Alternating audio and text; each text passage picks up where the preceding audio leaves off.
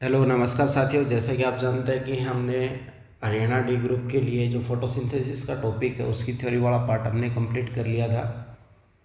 अब theory complete करने के बाद जो कुछ क्वेश्चंस जो हैं वो इम्पोर्टेंट क्वेश्चन हैं, वो हम वन लाइनर के तौर पे हम डिस्कस कर रहे हैं।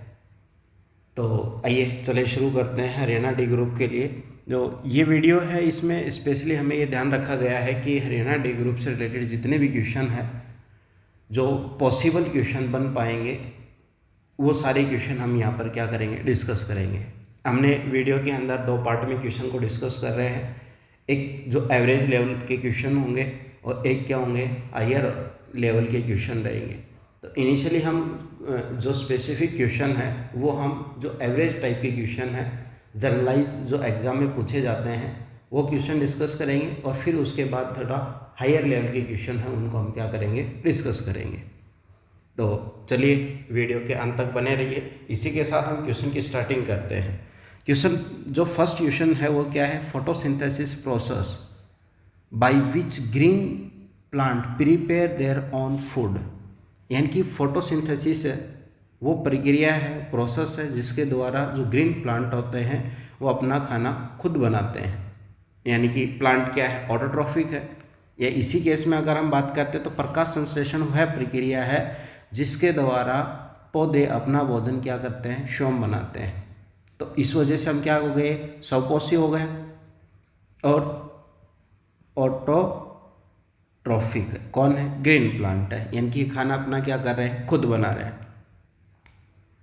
फोटोसिंथेसिस प्रोसेस के दौरान क्या होगा, लाइट एनर्जी है वो किस में कन्वर्ट होती है, केमिकल एनर्जी में कन्वर्ट होती है। यानी कि सनलाइट से आने वाली एनर्जी है वो किस में, केमिकल एनर्जी है। यानी कि पहले किस में बदलेगी, एटीपी में। एटीपी के बाद किस में होगा, ग्लूकोज। ग्लूकोज का जो स्थायी फॉर्म होगा वो कौन सा होगा, स्टार्च होगा। तो यानी कि जो लाइट एनर्जी है वो किस में, स्टार्च के अंदर क्या हो रही है, कन्वर्ट हो रही है। प्रकाश संश्लेषण में प्रकाश ऊर्जा का रूपांतरण है रासायनिक ऊर्जा में होता है। ठीक है, तो पहला पॉइंट हमारा क्या है कि सभी जो पादप होते हैं, पौधे होते हैं, वो अपना खाना खुद बनाते हैं, भोजन खुद संश्लेषण करते हैं। किस प्रक्रिया के दौरान है, फोटोसिंथेसिस के दौरान। फोटोसिंथेसिस के दौरान जो लाइट एनर्जी है वो किस में कन्वर्ट होती है, केमिकल एनर्जी में कन्वर्ट होती है। अब जो लाइट एनर्जी केमिकल एनर्जी में कन्वर्ट होगी तो लाइट एनर्जी को एब्जॉर्ब करने वाला कौन रहेगा, तो एब्जॉर्ब करने वाला कौन है, क्लोरोफिल है। क्लोरोफिल एब्जॉर्ब करता है किसको, लाइट को। तो क्लोरोफिल प्रकाश ऊर्जा को अवशोषित करता है। अब बात है कि क्लोरोफिल कहाँ पर मिलता है, तो क्लोरोफिल कहाँ पर मिलेगा, जो सेल है, सेल का एक कोशिकांग है या सेलुलर ऑर्गेनल, कौन, क्लोरोप्लास्ट। क्लोरोप्लास्ट के अंदर कौन प्रेजेंट होता है, क्लोरोफिल प्रेजेंट रहेगा। क्लोरोफिल क्या करता है, प्रकाशीय ऊर्जा का क्या करता है, अवशोषण करता है। और लाइट है, लाइट को एब्जॉर्ब करने के बाद उसका जो प्रोडक्ट बनेगा वो कौन सा बनेगा, एटीपी बनेगा, NADPH2 बनेगा। यानी कि प्रकाशीय अभिक्रिया का जो मुख्य उत्पाद है वो कौन है, एटीपी है और NADPH2 है। और एटीपी NADPH2 का यूज कर ये डार्क रिएक्शन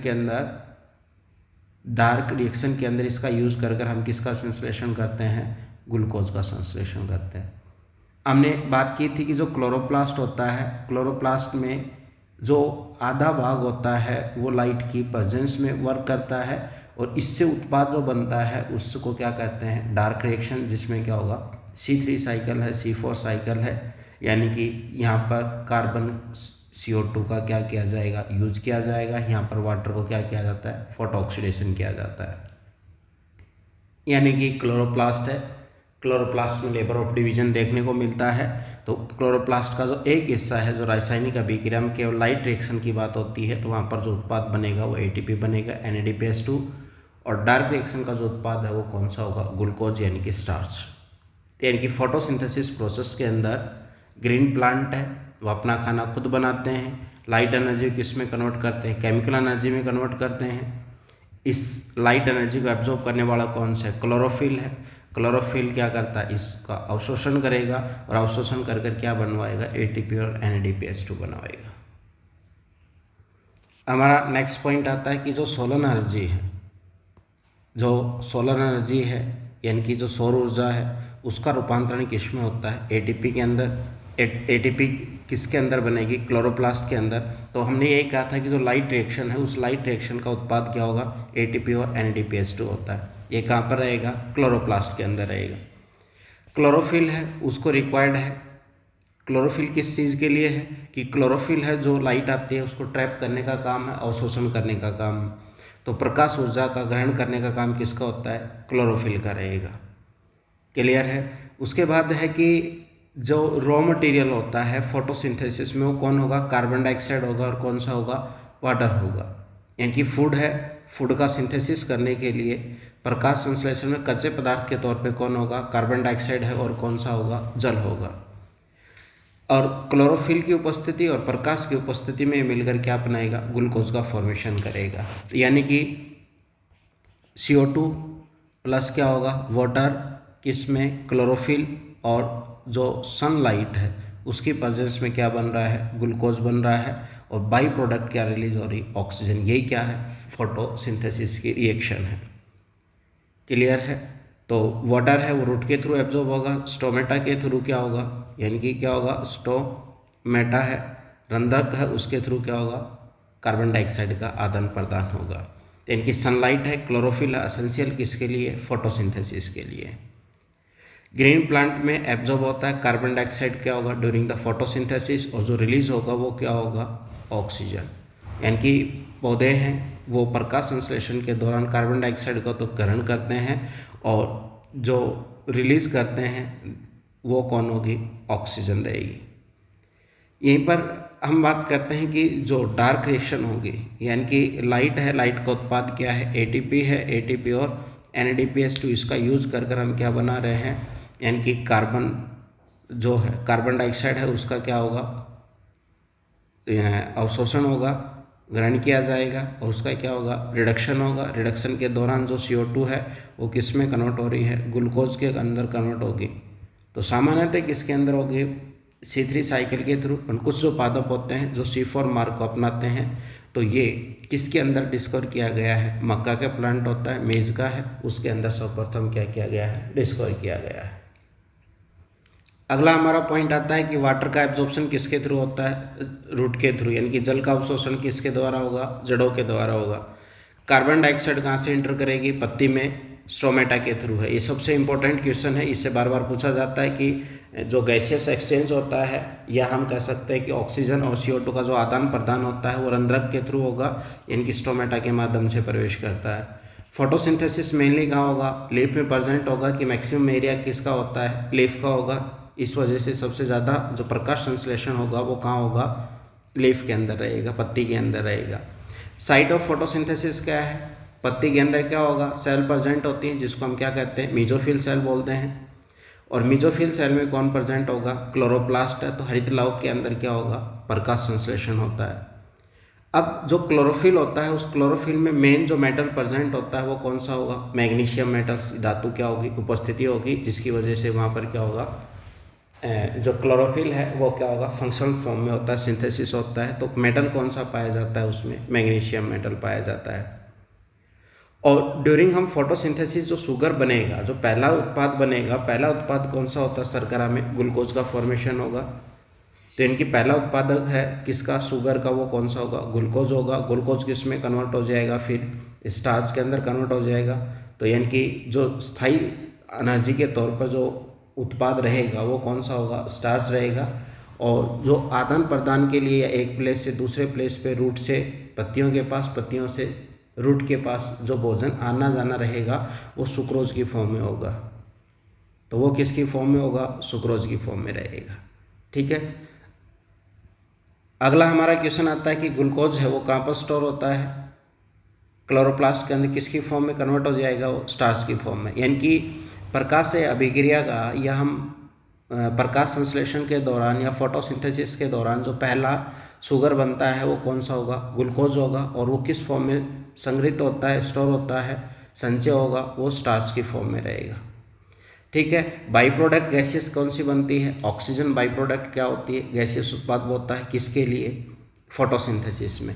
तो फोटोसिंथेसिस का हम फिर इक्वेशन लिख लें, CO2 प्लस क्या होगा, वाटर, किस में, क्लोरोफिल की प्रेजेंस में, और सन जो लाइट है उसकी प्रेजेंस में क्या होगा, ग्लूकोज का फॉर्मेशन होगा, प्लस ऑक्सीजन गैस क्या होगी, रिलीज होगी। ग्लूकोज बनेगा प्रथम उत्पाद, ये किस में कन्वर्ट हो जाएगा, स्टार्च के अंदर क्या होगा, कन्वर्ट हो जाएगा। क्लियर है। तो ये हम किसकी रिएक्शन देख रहे हैं, बाई प्रोडक्ट जो रिलीज होता है वो कौन सा, ऑक्सीजन रिलीज होगा।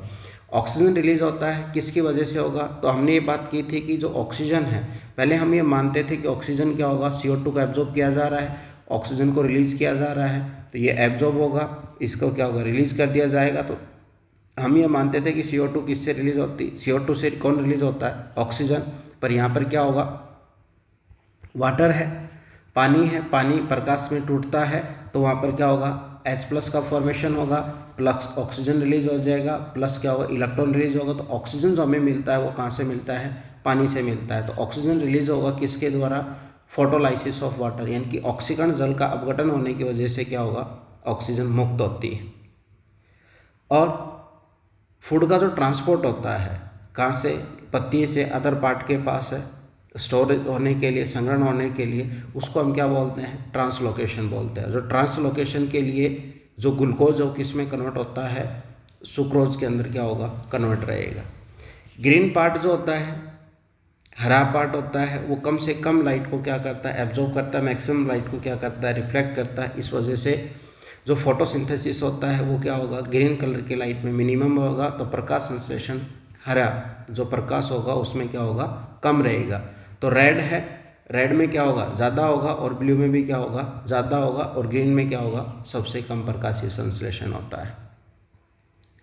तो रेड कलर की जो लाइट होगी, ठीक है, लाल रंग का जो प्रकाश होता है वो अधिक प्रभावी होता है फोटोसिंथेसिस के लिए, यानी कि इसमें ज़्यादा प्रकाश संश्लेषण होगा। ग्रीन में क्या रहेगा, कम रहेगा, रेड में ज़्यादा रहेगा, और ब्लू कलर की लाइट में भी क्या रहेगा, ज़्यादा रहेगा।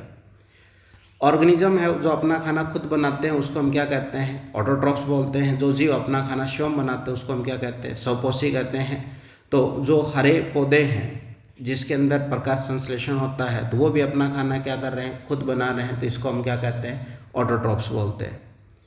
और प्लांट है, उस प्लांट से हम डायरेक्ट और इनडायरेक्ट रूप से, यानी कि प्रत्यक्ष और अप्रत्यक्ष रूप से हम किसके ऊपर रहते हैं, भोजन के लिए। भोजन के लिए हम किसके ऊपर निर्भर रहते हैं, प्लांट के ऊपर है, पादप के ऊपर क्या रहते हैं, निर्भर रहते हैं। और पादप किसके ऊपर निर्भर रहता है, सन के ऊपर निर्भर रहता है। तो अल्टीमेटली जो एक अंतिम सोर्स के रूप में कौन है, सन है, यानी कि सन से आने वाली रेडिएशन ही पूरी धरती के ऊपर क्या करती है, फूड बनाने का, भोजन देने का काम करती है। तो पौधे के लिए जो ऊर्जा का अंतिम सोर्स है वो कौन सा है, सनलाइट है। और सनलाइट से ही क्या होगा, पौधे अपना खाना खुद बनाएंगे, यानी कि ऑटोट्रॉफ होगा, स्वपोषी होगा। और पादप के ऊपर हम सभी जो जीव है वो क्या रहते हैं, उसके ऊपर निर्भर रहते हैं। इस वजह से जीवन का जो मेन माध्यम है, या हम कह सकते हैं कि जिसकी वजह से जीवन संभव है, वो कौन सा है, सनलाइट है। अगला जो क्वेश्चन है वो कौन सा, C3 प्लांट है। तो C3 प्लांट में जो फोटोसिंथेसिस प्रोसेस है वो क्या होगा, इनहिबिट हो जाएगा, ठीक है, अवरोधकारी रहेगा। किसकी प्रेजेंस में, ऑक्सीजन की प्रेजेंस में। ऑक्सीजन क्या है, बाई प्रोडक्ट है। अगर ऑक्सीजन ज़्यादा रिलीज हो रही है इसका मतलब अभिक्रिया क्या होगी, रुकेगी। पर हम दूसरी भाषा में बात करते हैं तो जो ATP NADPH2 जो बना है लाइट रिएक्शन के दौरान, वहाँ पर वो एंजाइम की हेल्प से क्या करता है, ग्लूकोज का निर्माण करवाता है। और वो जो ग्लूकोज का निर्माण करने वाला एंजाइम है वो एंजाइम किसके साथ बाइंड होता है, CO2 के साथ बाइंड होगा। तो यानी कि RU जो BP, या हम कह सकते हैं कि रूबिस्को जो है वो किसके साथ बाइंड होगा, CO2 के साथ बाइंड होता है। अगर मान लो ऑक्सीजन ज़्यादा हो गई तो ऑक्सीजन के साथ बाइंड हो जाएगा। तो जो रूबिस्को है वो अगर ऑक्सीजन के साथ बाइंड हो गया तो क्या होगा, रेस्पिरेशन हो जाएगा। लाइट की उपस्थिति में क्या होगा, रेस्पिरेशन प्रोसेस हो जाएगा। इस वजह से जो मेन फोटोसिंथेसिस प्रोसेस होगा उसकी उत्पादकता क्या हो जाएगी, कम हो जाएगी। अवरोध का कारण बनता है कौन, ऑक्सीजन। इसी को बार बार क्या कहते हैं, इफेक्ट बोलते हैं, प्रभाव बोलते हैं,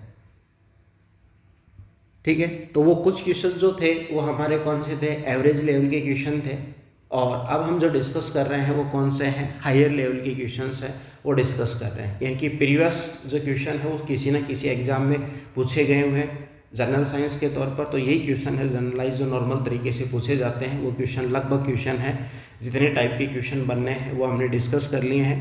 कुछ हायर लेवल के क्वेश्चन भी हम एज ए बैकअप के तौर पे, स्पॉट के तौर पर हम क्या कर रहे हैं, तैयार कर रहे हैं, क्योंकि लगातार जो एग्ज़ाम का पैटर्न है वो बदल रहा है।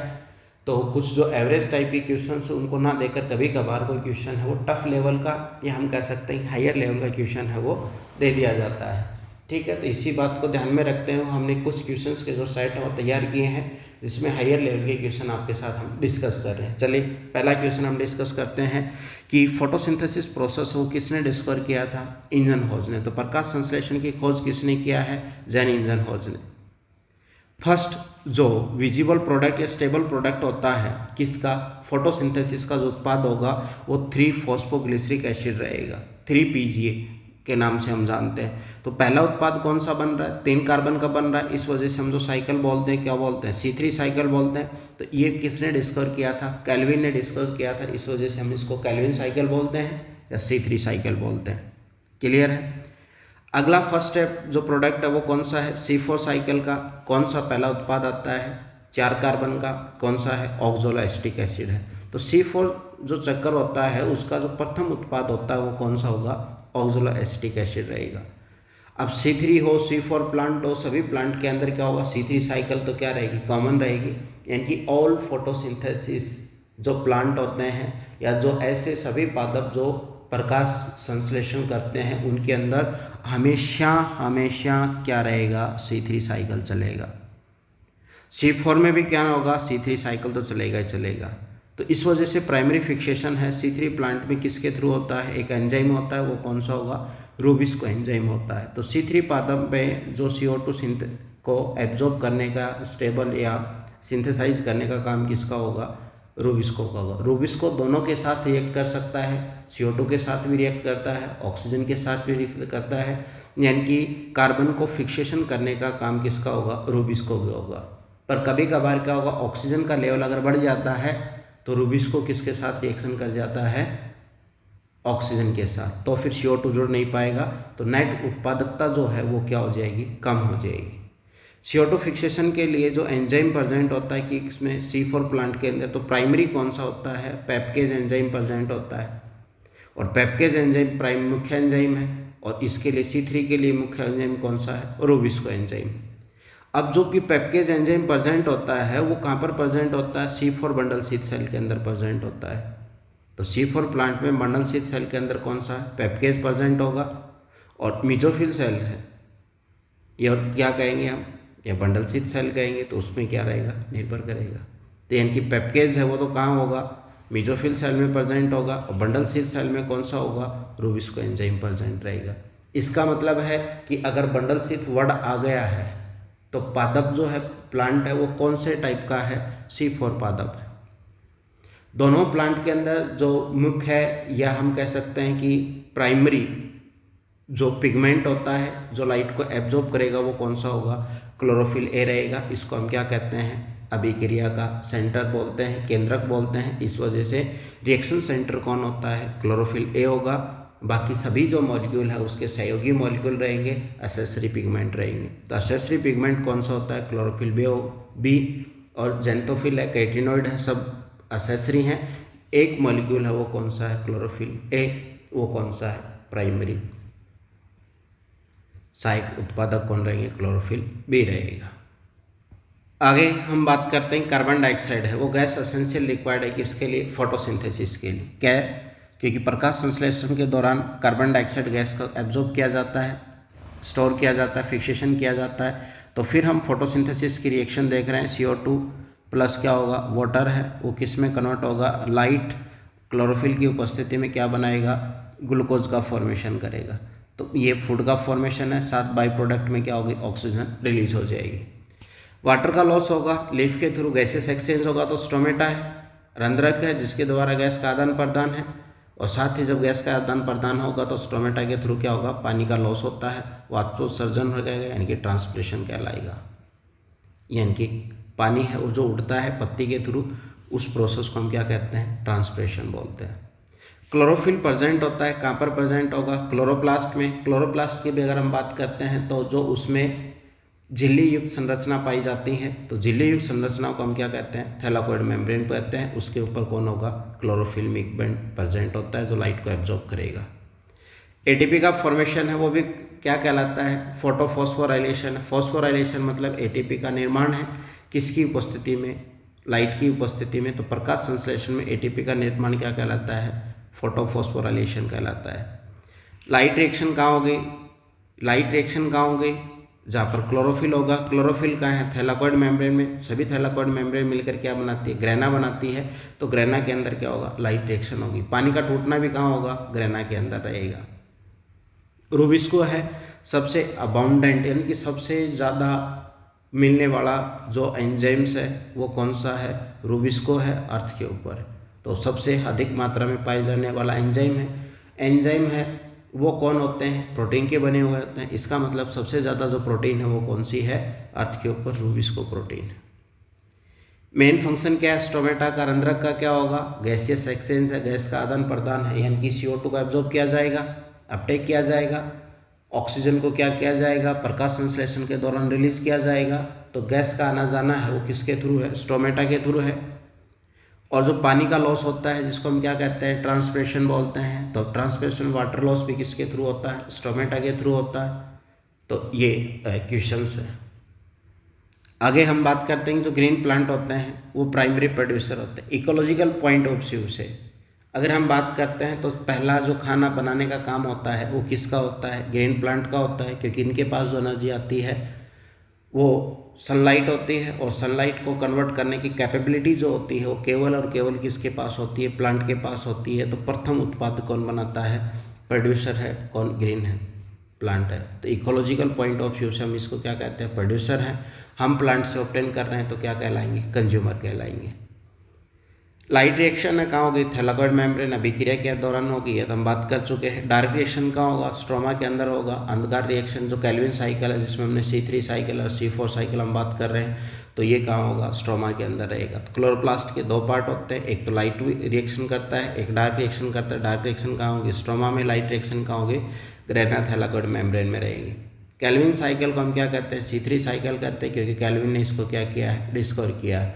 और इसको डिस्कवर किया है तो उन्होंने कार्बन 14 का यूज़ किया। तो रेडियोएक्टिव जो सब्सटेंस है वो कौन सा है? कार्बन 14 है। उसका यूज़ किसने किया है? कैल्विन ने किया है। C4 साइकिल है उसको क्या कहते हैं? हेज़न-स्लेक साइकिल बोलते हैं। C4 साइकिल किस में पाया जाता है? पहली बार सबसे पहला खोजा गया था वो किसके अंदर खोजा गया था? मक्का का प्लांट है, मेज प्लांट के अंदर खोजा गया। और मेज प्लांट है, शुगर केन है, सोरगम है, इनके अंदर क्या होगा? C4 प्लांट होते हैं। C4 चक्कर जो साइकिल है इसके उदाहरण है। और हाई लाइट इंटेंसिटी जो होगी यानी कि तेज प्रकाश रहेगा वो अफेक्ट करता है किसको? फोटोसिंथेसिस प्रोसेस को, प्रकाश संश्लेषण को अफेक्ट करता है। तो लाइट क्या है? मुख्य कारण है, कारक है किसके लिए? प्रकाश संश्लेषण के लिए। यहाँ पर हमने आपके साथ जो डिस्कस किया है तो लगभग हमने 30 सेकंड के अकॉर्डिंग हमने यानी कि आपका जो टाइम कंज्यूम हुआ है लगभग 25 मिनट के अंदर हमने 50 क्वेश्चन है वो आपसे डिस्कस किए हैं।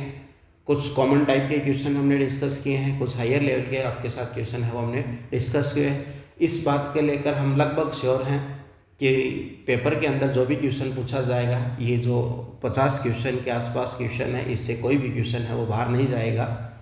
आशा है कि सभी क्वेश्चन हैं आपको समझ में आए होंगे और इन क्वेश्चन को याद करने के लिए एक बार वीडियो आप दोबारा से देख सकते हैं।